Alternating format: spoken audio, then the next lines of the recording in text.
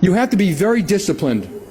I was not that disciplined. I didn't work as hard as my wife here, and I was a little lazy. But when I started working, you have to be disciplined. Discipline is rigorous, detailed meetings. You do it consistently. You have to have a work ethic. It's like exercising or weeding the garden. You don't get there and stop. And the competition is always coming down. It's continuous improvement. You have to always be striving for improvement. Discipline in a crisis, by the way, we would go from once a week risk meeting to 3 times a day, and from 10-hour days to 20-hour days. That was the only difference, but the process I'm going to talk about a little bit is the same. You have to have great fortitude. I don't know who wrote the book, but they talk about fierce resolve.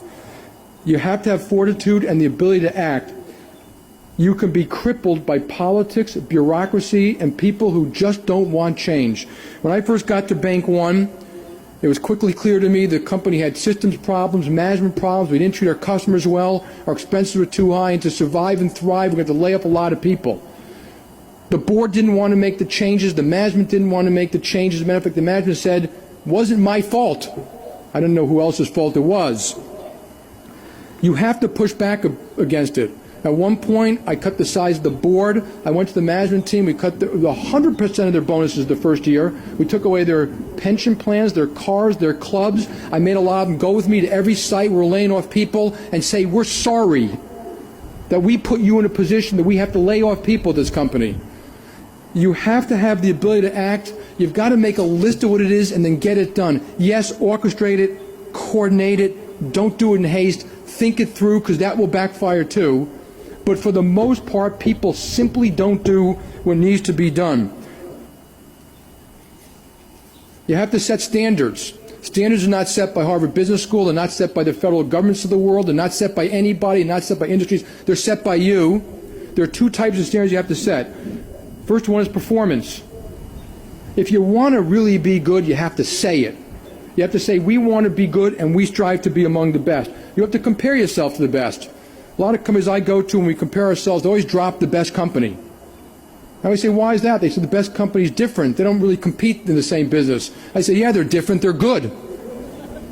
Put the best up there at a very detailed level and say, we want to do it. Analyze why you're different. That includes, in performance, give the customer a great deal. If you're not giving the customer a good deal, you're going to lose. Someone once said, things come to those who wait. Abe Lincoln added, yes, but only those things that are left by those who hustle. You have to set standards of performance or you will fail. The second is standards of integrity. I know you talk about it and you'll learn it. Treat people the way you would treat your parents. That's all. Tell them the product, tell them the service. When they come in the door, say, what can I do for you? If my parents were here, they'd say, you should be treating me a little bit better, Jamie. But set the standards of integrity. It's not embedded in anything. A lot of you worked at companies where people said things, I think it's a code word, is don't worry about it, everyone does it that way. No, they don't. No, they do not.